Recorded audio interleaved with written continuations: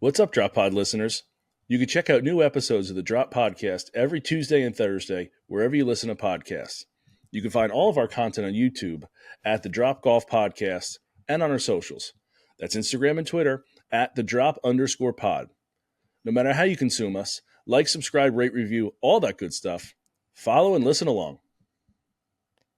This episode is presented by All County Exteriors. Discover the excellence of All County Exteriors, a third-generation leader in premier exterior home remodeling, proudly celebrating over 40 years of success. While most remodeling companies last just 5 years, All County Exteriors has withstood the test of time, consistently delivering top-quality roofing, siding, windows, and doors. Their expertise extends from small repairs to large additions, serving homeowners and builders alike. More than just a construction company, All County Exteriors is deeply committed to community service, proudly supporting organizations such as the Make-A-Wish Foundation, the American Cancer Society, Roofs for Troops, and Parents of Autistic Children.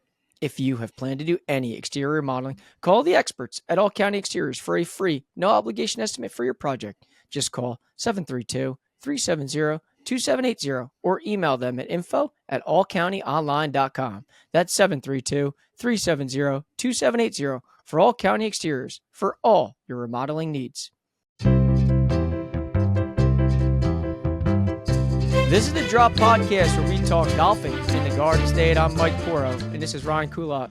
What's up, Drop Pod people? How are you doing today? Mike and I got a big episode. We got a lot of topics. We're going to talk some U.S. Open.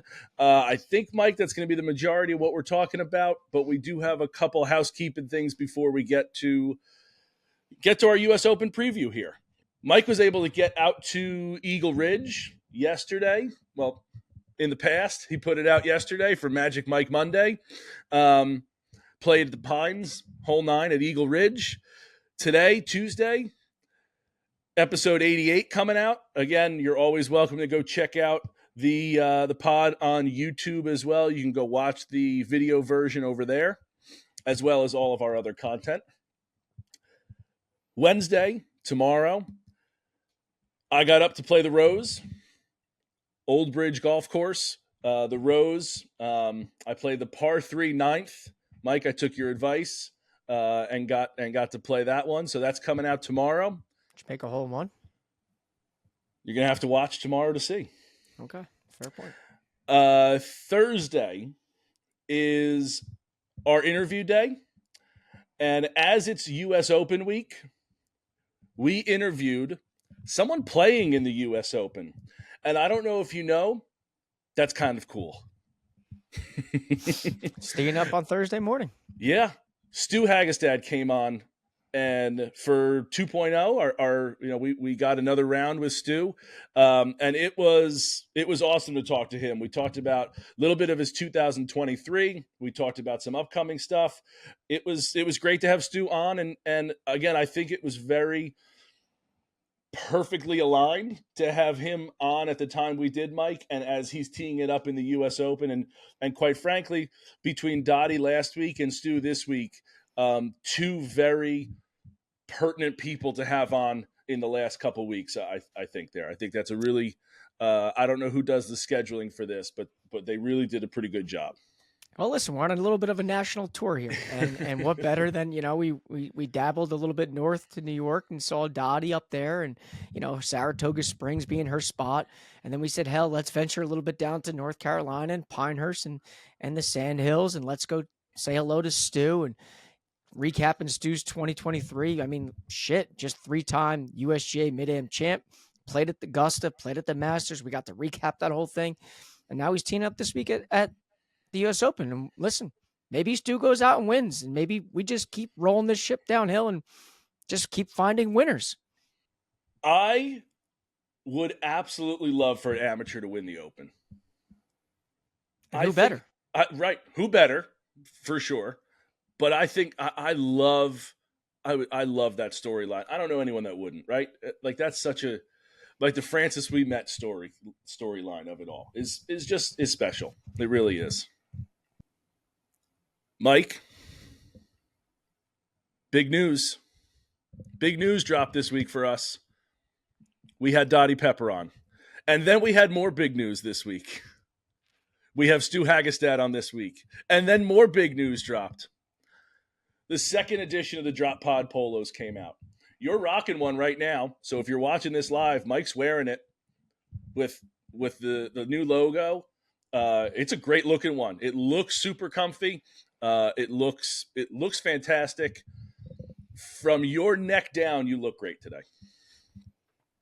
I mean, that's every day, but nonetheless, I will say this, and I know I said this, and I've teased the polos. I look back; it was probably back in March that I teased this, April-ish, somewhere around there, that they were coming, and now they're here. And it's not one of those ones. I want to preface it like last time. I know we had to pre-order them, like show that we could push them. They're there. They're in stock. It's you buy them and you will get them.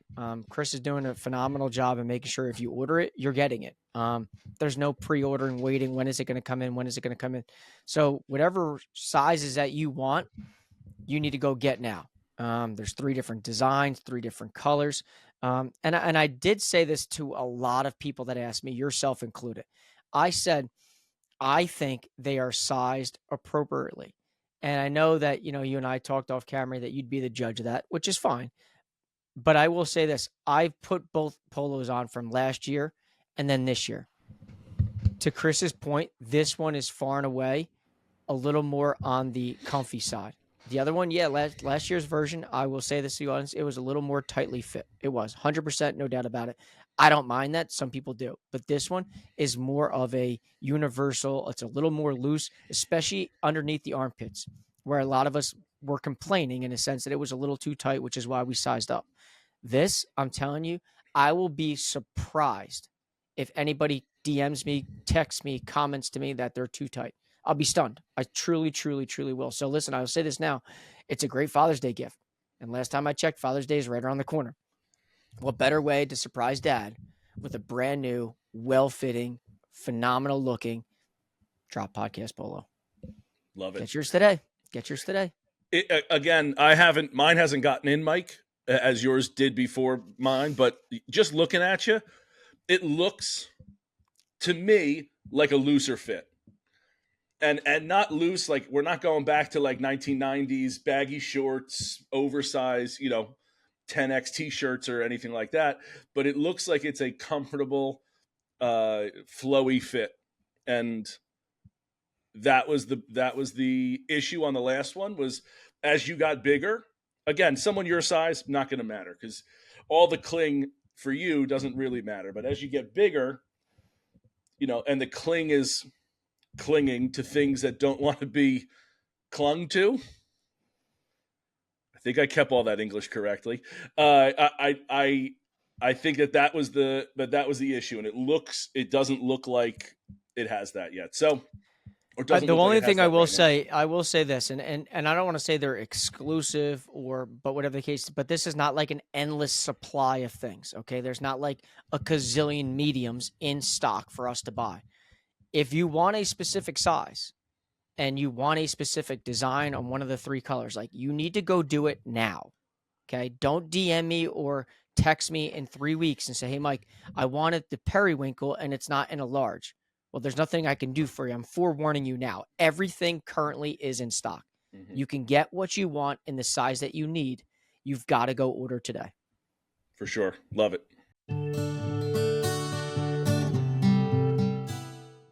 Are you looking for the perfect place to tee it up this season?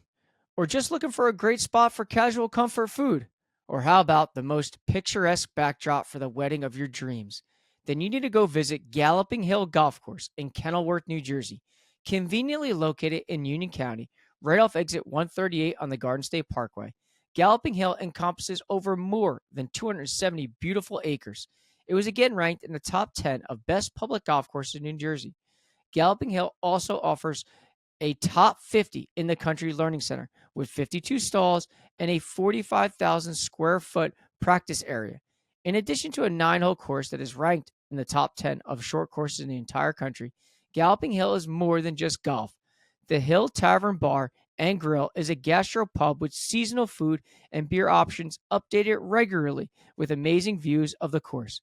Hosting over 100 golf outings and over 400 social events per year, their catering team consistently wins awards each year from the Knot and the wedding wire.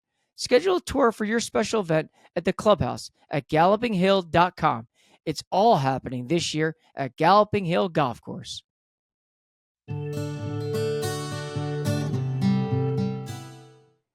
Mike, I got to play the Rose, Old Bridge Golf Course. I know you. I got my hat on. You and Shane Bacon are going to hang out a lot soon. It's going to be like, let's go hat for hat, Shane. You know, I like wearing the hats. I've gotten people that watch the YouTube or they see it on Instagram. It's not a ton of people, but there's been occasional people that be like, hat collection's really getting big or like love it. And so it's something new that they like the rotation of things. So I want to talk about the Rose today. So I'm going to wear my Rose hat. You know, if nothing lines up, then I maybe I won't wear the hat, different hat. But so I know you got to go there. You had a great day with the Garden State guys and had an awesome time there. I wasn't able to make it, but I've been saying I want to get up there. So I was able to make it happen. So I got out there with my friend Joe, talked to Ryan up there, the director of golf, and just top notch. Like he's an all-time dude. He really is. He's I don't have enough good things to say about him. So got up there, check out the pro shop. I mean, it's crazy how new it is, right? So like Ryan was even saying, you remember that flagpole kind of right next to there weren't rose bushes when you were there. No, he said they were getting put in. They got put in like 2 days before I got there. So Ryan's like telling me, he's like, every day there's something new going in. So we're kind of talking about the course and talking about different things. And he's like, I came in the other day, didn't know those rose bushes were going to be in. They were in. Goes over like, I didn't know that they were going to do this. They got that. And it's just like, every day there's something new. That's how new the course is. So if you go play there, expect that. Like it's not going to be in championship form because it's still maturing, it's still growing, it's still like even the pro shop is still getting things in, even things like that. But it's a must play. If you're looking in this area, the Monmouth County, I know it's not in Monmouth County, but like in that kind of area, the Central Jersey area, I know I feel this way, and I know other people feel this way. We've played all the same courses, right? We've played Colts Neck and Hominy and Charleston, and you kind of gone through the rotation more and more. This is a new one to put in the arsenal, and it's super easy to get to. It is a fun little track. It's a tough little track that has some really, you got to know the course. But they really did a great job. They really did. It is going to be a top-notch facility between like the lights on the driving range, the little mini golf course that they have. It's got music playing on the range. It's just like it's a vibe for a lot of different people. It's not just for like the hardo that wants to go play golf and like, what's the course record? I'm going to try to get it. You can be a guy that just, some people just want to take driver over to a range and just beat balls because that's a way to get out some frustration. And their swing looks like Charles Barkley's, and that's fine. I'm not saying they're tailoring to that golfer, but that golfer can go there and hit golf balls, right? You can you can take the family to play the mini golf course. They got a little picnic area, like you can host a party there. You could have, a little kid's birthday party with the mini golf, the driving range, and some games in the little area there.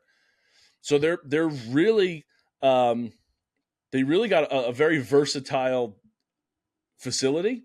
And I think that's going to be their biggest selling point to anyone that wants to go. But, and then not to mention, if you are the guy that wants to play a golf course, you can play a really good golf course. I think when that matures, it's going to be really, really good. Yeah, listen, I mean, it was fun to play. It's new, so it's exciting. So you got to get out there and see it. And listen, I feel like you just kind of confirmed everything that I said in my visit. not only about Ryan himself, but about the golf course too and the whole facility. So listen, if you're in the area, you got to go experience it. Stephen K did a phenomenal job designing it, and the people over there are top notch. So find me a better logo, Mike. So I went with this hat, the rose, because I think it accentuates the rose. But that logo is so damn good. It really is. And I know I mentioned Ryan. I think the whole staff there, and I'd forget people's names, but just like what Ryan's doing, and his assistant, the guy checking you in, the cart guys, the starter, everybody is friendly and top notch. And Ryan said they're trying to provide country club service at a public golf course, and I think they're hitting it. I really do. Again, the course is super new. I thought I hit the ball better than I scored. I got, like the fairways, some of them are super hard. So like there were a couple times like I hit a drive down the middle and it gets a kick right because it's like hitting off concrete. So there's some of those kind of negatives, but that's not going to be long. That's not a long thing. That's just letting the course kind of mature, And Mike, I want to tell you, now that I've played it, what's your favorite, kind of stretch of holes there? Did you have one? Do you remember one? I just felt like the front nine was just completely different than the back. I felt like the front nine was very tree lined. I had to hit the ball straighter. Yeah. Whereas the back nine, I felt like I can miss it here or there. There was a little water that kind of sneaked out at different parts on the back nine in terms of where you're driving the ball. Especially that like short par 5 and then that super long par 3. Yeah. Mm-hmm. I don't know if I had a stretch that stood out like that, but, without really thinking about it, putting me on the spot.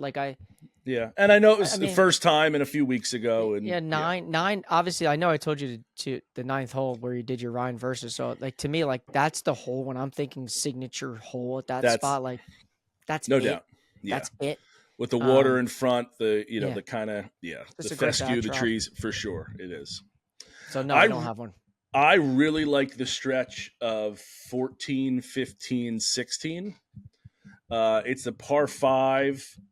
That's like a legit par 5 because like a couple of those par 5s are super reachable because it's not a long course, so there's a couple of them that are, so I like that. It's a legit par 5. And then the par 3 with the super long, it's got the 60-yard green, which was incredible. And then the 16th hole, little dogleg right uphill. Yeah, is that where like the 17th tee box is like kind of in the way a little bit there? 100% is in the way. Yeah. Okay. That's a cool little hole too. So I want to tell you a story about a guy who got an eagle on 16. You made an eagle? I did. You hold out? I did. How the hell is that not on video? How the hell is that not on video? I hit my drive. I haven't told you this story. I haven't told you this story perfectly. We're trying to go viral with this thing. We're trying to get this out to the masses and get even more eyes and ears on this.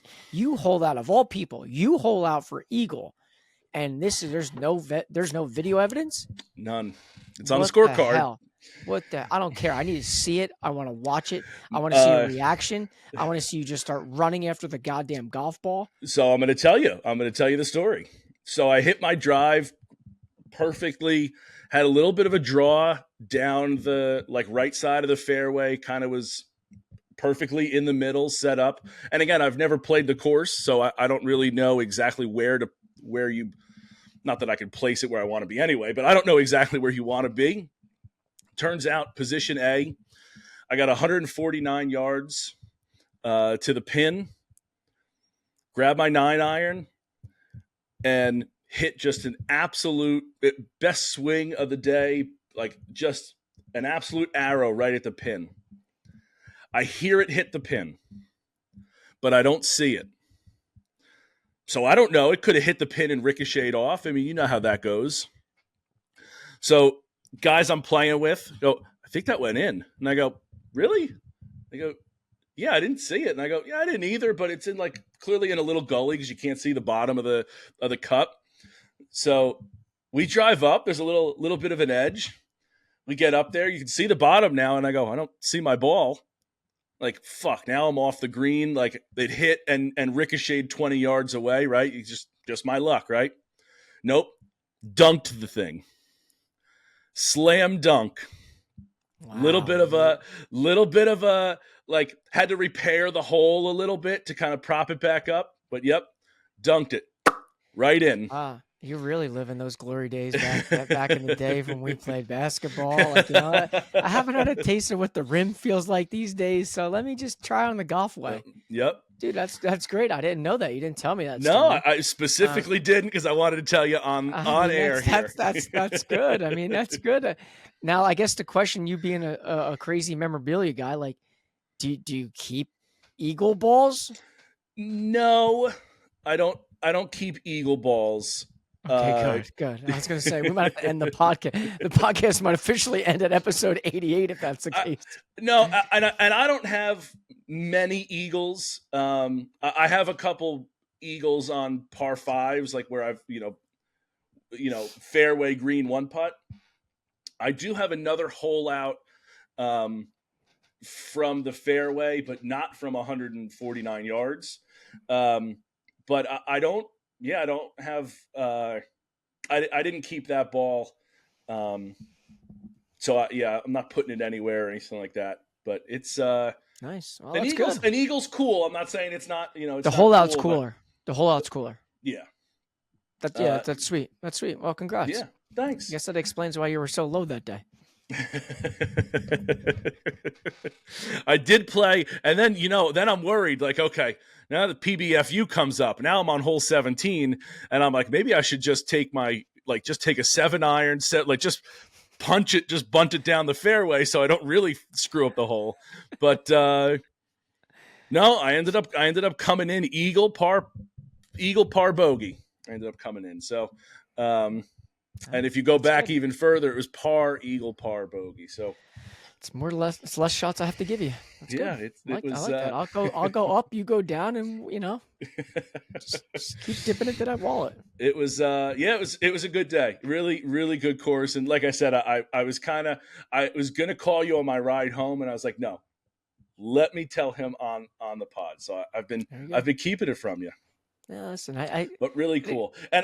And another cool thing that happened, and I'm blanking on both of their names, but one of the guys was named Mike. I think the other was Matt.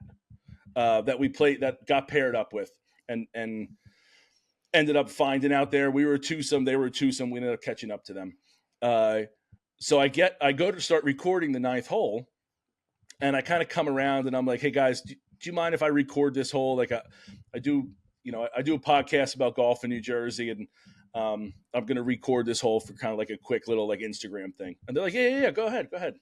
So I go to put the tee in the ground. He's like, do you do the Drop podcast? And I was like, yeah. And he's like, I follow you.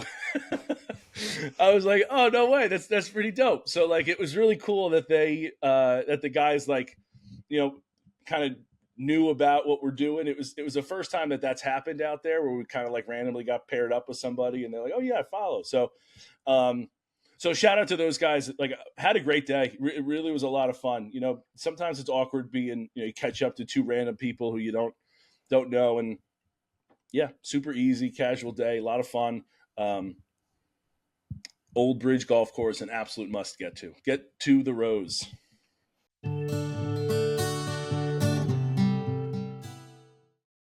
Dr. Mike Palmacala at Sports Solutions Physical Therapy and Performance Development is located in Middletown, New Jersey. A Titleist Performance Institute medical practitioner, Dr. Mike uses a hands-on approach with his clients to get them out of pain and back onto the golf course. No pain, no problem. Assessments are available for golfers looking to improve flexibility, power, strength, stability, and overall efficiency with their golf swing. Don't let dysfunction disrupt your swing. Schedule an evaluation with a TPI physical therapist and check out Dr. Mike at sportsolutionspt.com and on Instagram at sportsolutionspt.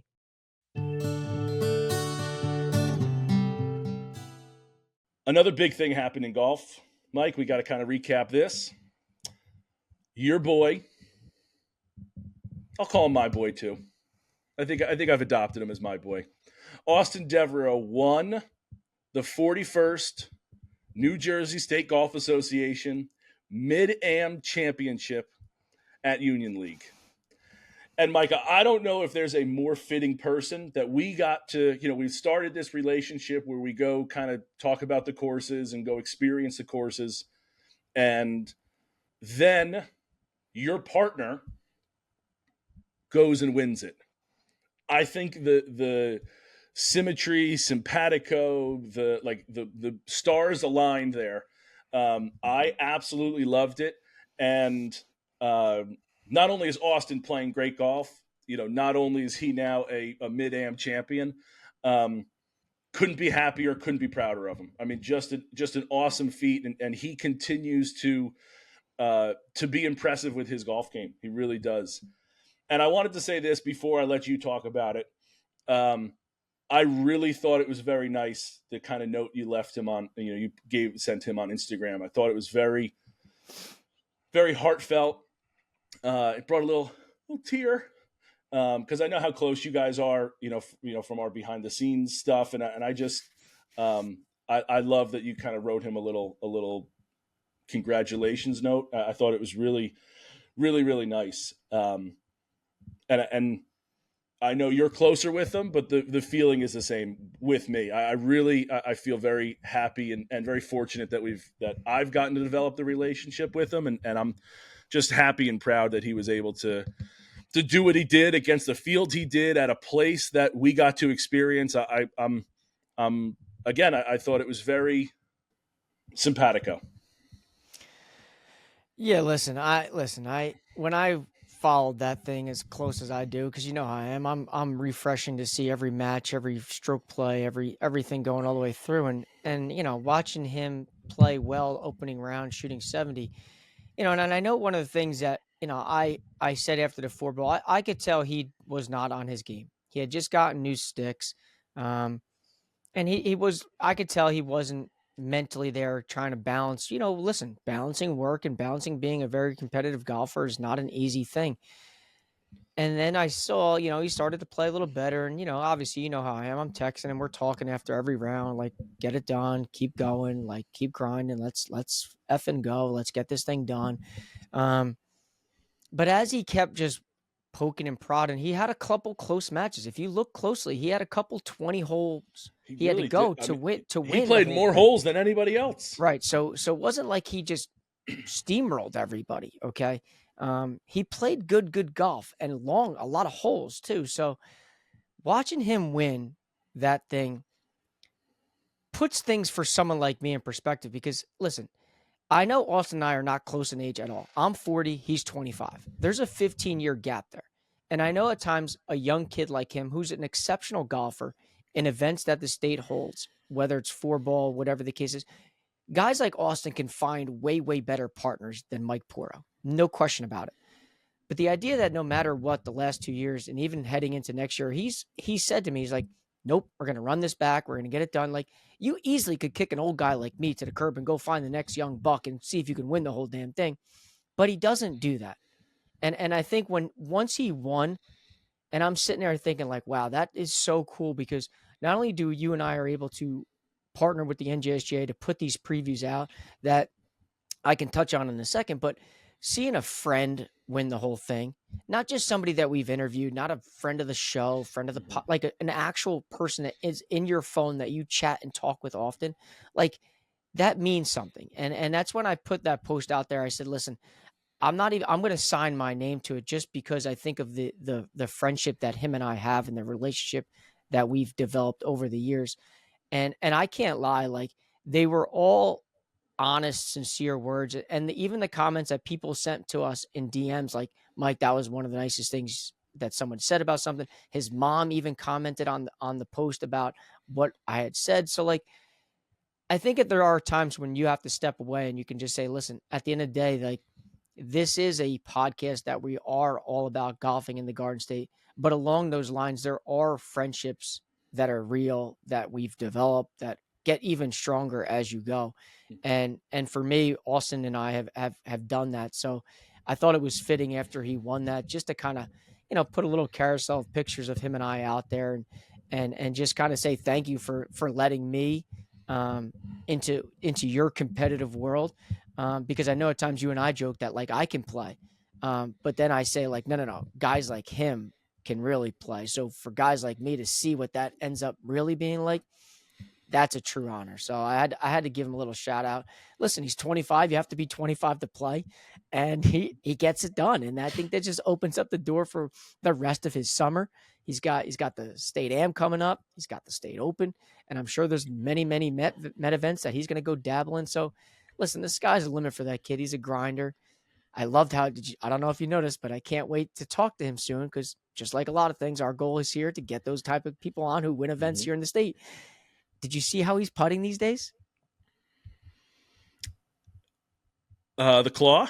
He went to the claw. He did not have the claw when we played in the 4-ball, so I can't wait to dive deep into the claw, because, hey, listen, maybe the claw for me just kind of like fell over to him for a little bit. Maybe you need to learn how to use the claw. He's figured it out. There's a lot of things I need to learn how to do, buddy. So that's just one of 100. Okay, so but there's a lot of other things. But nonetheless, I'm so happy that he won. I can't wait to get him back on the show to talk about his win and kind of go from there. So, congrats, Austin. Yeah, really, for sure. Again, I don't know how many times I could say congrats, Austin. Proud of you. Keep rolling, bud. And to that point, Rye, real quick, I do want to, these previews have been something else. I know when we've dabbled with the idea, we started with Hollywood, we went to Union League, like these things are a hit. And I can't thank everybody. I'm telling you what, this week or last week or 2 weeks ago, whenever I can't even remember, but time just continues to fly by. But whenever we put out the preview for Union League, I can't tell you how many people on Twitter were DMing me. I know it's normally Instagram is my jam, but people on Twitter were like, dude, you were spot on with your preview. 16, 17, 18 are so hard. Like, I'm like, listen, not for nothing. We don't do it just to do it. Like, we're trying to provide value to you guys that are going to play. I'm not saying that we have all the answers and we know everything, but when you experience it firsthand and you go double, like, listen, these are pretty hard holes. I feel like I can hit the ball a little bit. Yeah, it was really cool for us to go down, but it's also right. That's not the only reason we're doing it. Right. Yeah. So listen, we're just going to continue rolling this. We're heading up to Forest Hills for previewing the State Am in the coming weeks, and fingers crossed we're able to make it happen for the State Open up at Plainfield. So listen, we've got a full schedule ahead, and I think this partnership with the NJSGA is paid dividends on both ends. Clearly for us, it's just another way to get our name and the podcast out to the state, but it's also a way for them to tap into what the participants are looking for, as is a preview firsthand from someone that has played there, basically lives there, and that knows the golf course in and out. So listen, onward and upward. For sure. Couldn't say it any better. It has been really cool. I'm really glad that we were able to make this kind of partnership or relationship work. And again, it was really cool for us to go down. There's no getting around it, right? That was an awesome day that we had there. But the hope is that people are getting and learning from it and hearing about it, and hopefully it helps some people. I would think it helped Austin. So it helped people. I got firsthand proof of that. Okay. Real quick, Mike, before we get to the U.S. Open, last week at the Memorial, Chris Gotterup was in the field. We had he's off this week. He's not he's not playing in the U.S. Open. Yeah, it was a tough story there on the Monday Open. The Monday of the longest day. The longest day was. Yeah, it was tough. Yeah, tough go for him. Felt really bad. Those that don't know, he missed a putt in order to put himself in a playoff. He bogeyed the last hole, par 5. He bogeyed the par 5 after being in the bunker in 2. Yeah, that was a tough way. I mean, golf's hard, and probably some nerves there. I would imagine that he kind of knew where he sat, and yeah, I mean, even guys of that caliber, nerves can get to them, and it can be tough. So yeah, but we got Max. Max is in. Yep, Max is in. Max, Max. Medalist. I don't know if he's one off being medalist, but he's in. I thought he came in second.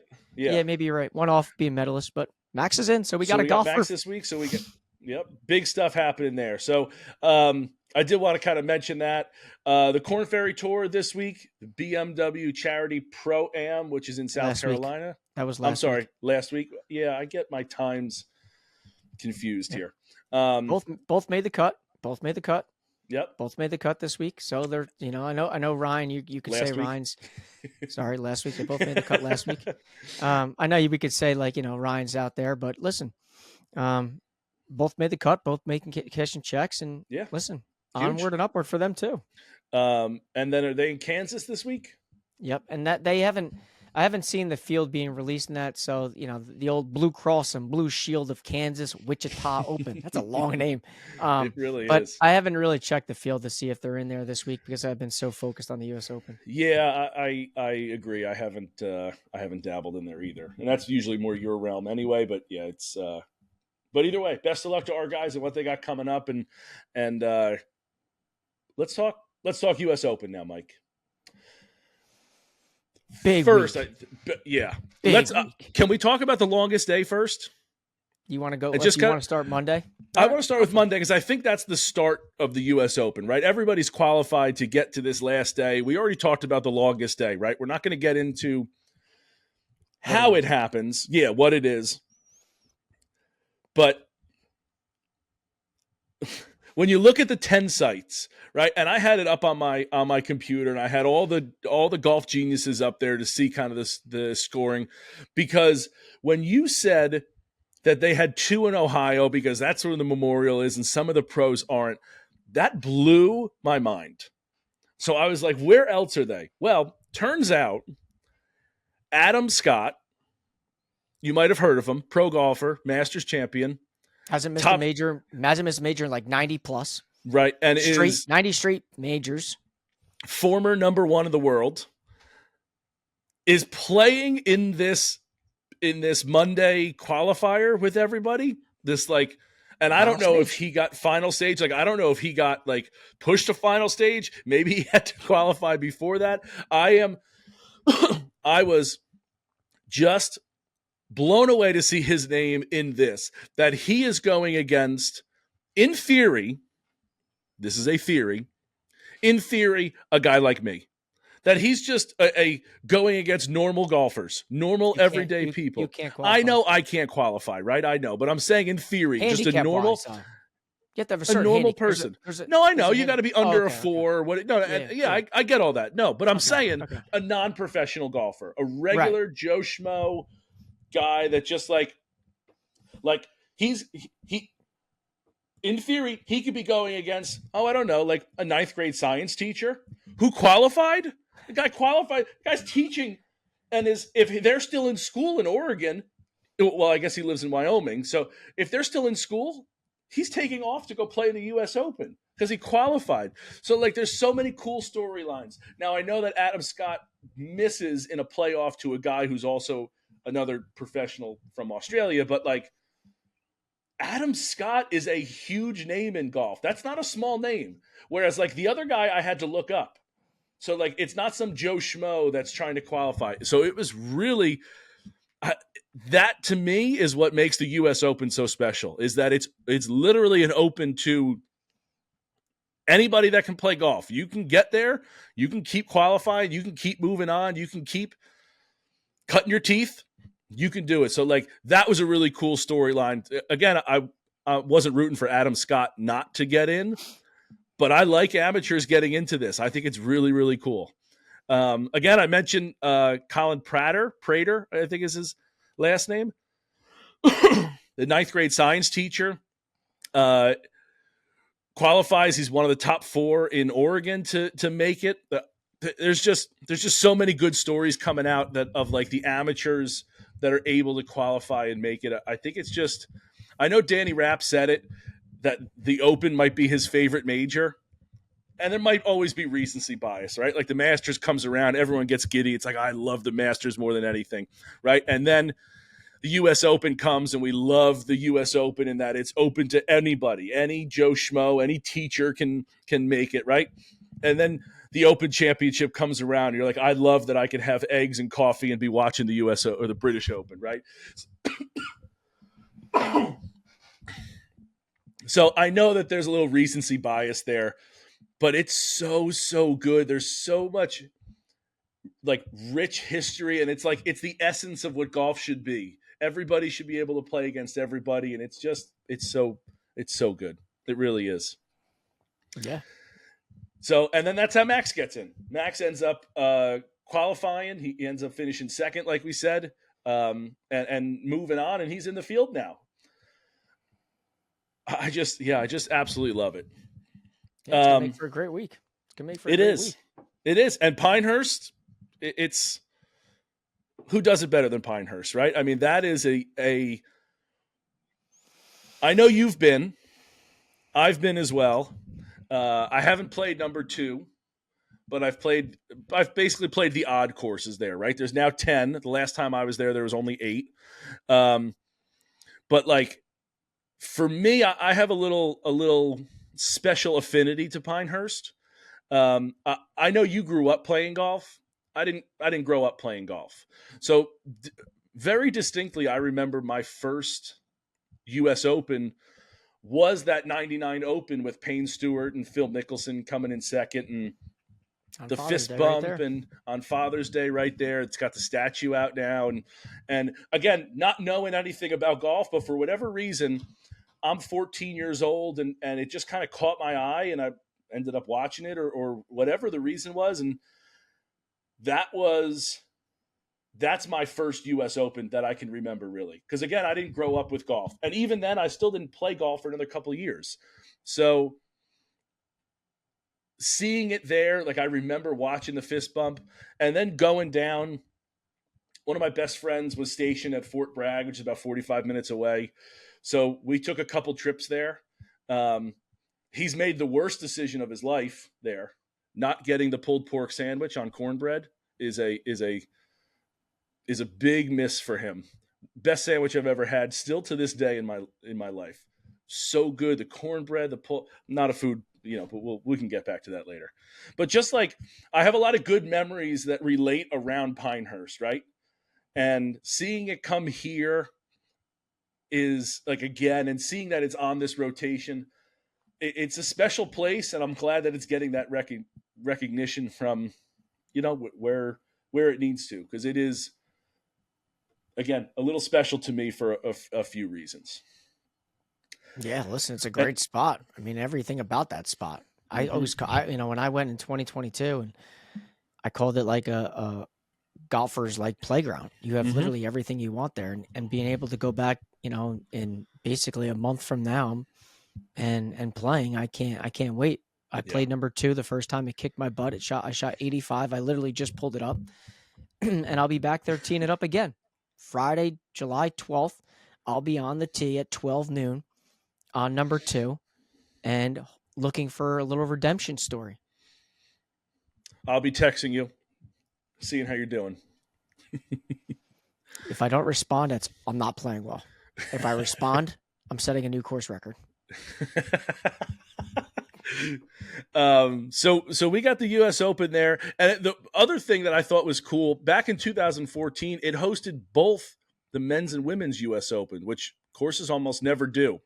And looking in the future, because again, it's on this rotation, it's not doing it again. I don't know if another course is, but they don't line up again for the foreseeable future. So that was the one with Martin Keimer and then Michelle Wee West winning on the women's side. So former guest of the show.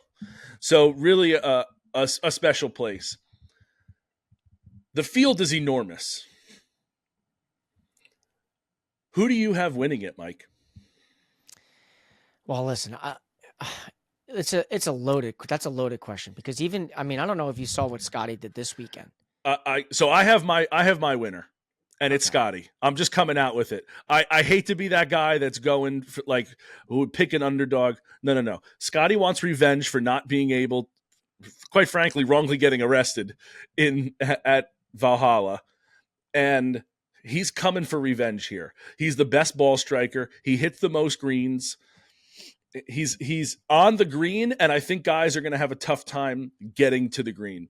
So I think he has the revenge factor. He's playing fantastically.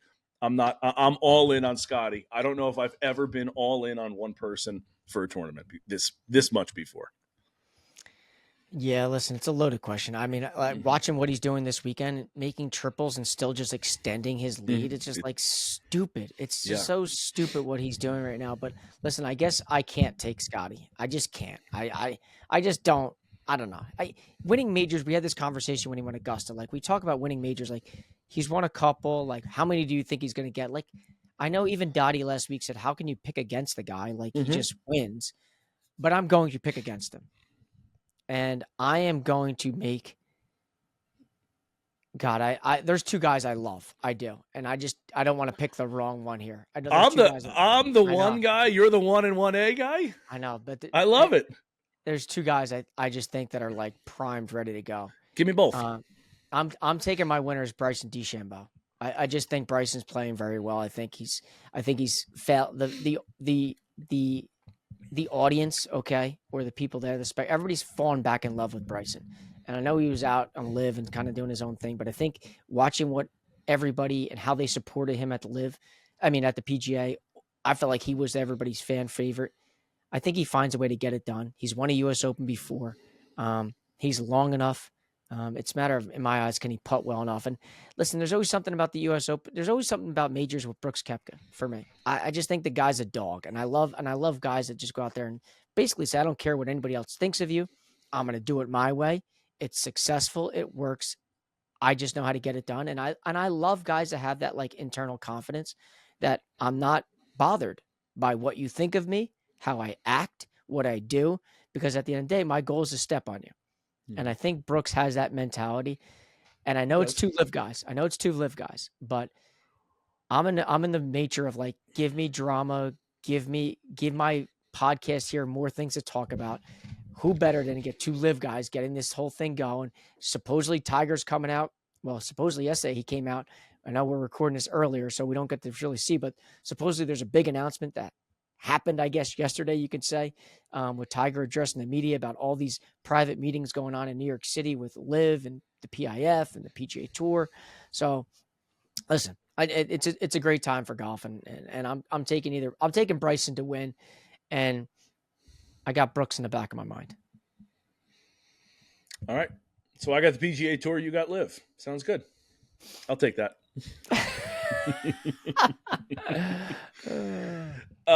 Any other? You got any storylines? Like, what's the winning score going to be? I love the carnage that the U.S. Open has. I do. I know. They said a few years ago, like they lost the golf course at Shinnecock, but if it's happening once a year or twice a year, however few times it happens, where they really have to grind out a win. I love when it's right at around even par that's winning. I really do, because I think that that's a true test of golf. The golf course is supposed to be right? Supposed to be hard, right? And I love when it's like flirting right around where like there's maybe 2 or 3 guys under par and the rest are over par. I do love that part of the U.S. Open. I'll say no one good. I'll say the winner is less than -5. So 5, 4, 3, 2, 1? Something on that range, yeah. I don't think anybody – I know Keimer was -9 back in 14. I don't think it gets to that. I think, to your point, I think the U.S. Open is going to kind of flex its muscles here. I think kind of like how Valhalla kind of, in one aspect, got away with being -20-ish and 2 guys up there. I think they flex their muscles. And LACC last year, it got away as well. Like they didn't – that's not what the U.S. Open is about, and they know that. So I honestly, I kind of feel like they're going to go. I'd be shocked if it's more than that, like you said, because I think if anything, they want it to go the other way. Me too. I'll say -4. I'll say Brooks -4. Brooks -4. I mean, Bryson -4. I was gonna say now we went the other way. No, Bryson -4. Yeah, I think -4 is going to be a great score. I really do. Maybe Stu Hagestad. Be perfect timing. It really would be. What a I know we talk about let people dream, and I said that a while ago, but man, can you imagine we put Stu out Thursday. Stu opening round Thursday goes out there and shoots 1 or 2 under. Listen, Stu when that interview was laser focused. Mm-hmm. He was. 100% he was. Listen, Stu, go win the damn U.S. Open. Go win the damn thing. You and your long putter and your shaggy hair. Let's get it done, buddy. His Stu fro. You'll see firsthand on Thursday, people. 100%. Yeah, that would be incredible. Again, I would love it, not just because we know Stu and have had him on, but I love the idea of an amateur winning. I don't think that'll ever happen again, just because professional golf is so specialized now. But I don't. That would be amazing. Really. I got one final question before we send this off for you. Okay. Does Tiger Woods make the cut? No. You're terrible. You're terrible. At this point right now with Tiger, he has to prove to me he can before I start saying it. He's 1 for 2. He's 1 for 2 in the majors right now. I mean, what do you mean prove it to you? He made the cut at Augusta. He missed the cut at the PGA. He's 1 for 2. Okay, that's 50%. Yeah, and listen. We can, if you want me to pull up you can say that's better than me. Yeah, I know it is. No, not you. But we could pull up many names that have missed both cuts. And I know Tiger we could. Right. I know we could. He plays good there. I would agree. He makes the cut. He makes the cut. He's got good history there. It's super, super flat. The weather's going to be hot and warm, right what he needs. Tiger Woods makes a cut. Keep an eye out for him, folks. The big cat roaming through the sand hills of North Carolina. Another seemingly AI-generated title from Mike there. That was good. It's not. It's all right here. I know it is. That's what I'm saying. Maybe you're the robot. AI. Part robot. Part robot, people. All right. That's it for us. Mike, you done? That's all I got. Appreciate you guys listening this week. It's all for Mike and I. Make sure you stay tuned Thursday for our interview with Stu Hagestad. Again, playing in the U.S. Open. I don't know what time he tees off, but obviously we put these out early, so his interview will be out before he tees off. Best of luck to him and Max playing in the Open this week. We'll talk to you soon. Cheers.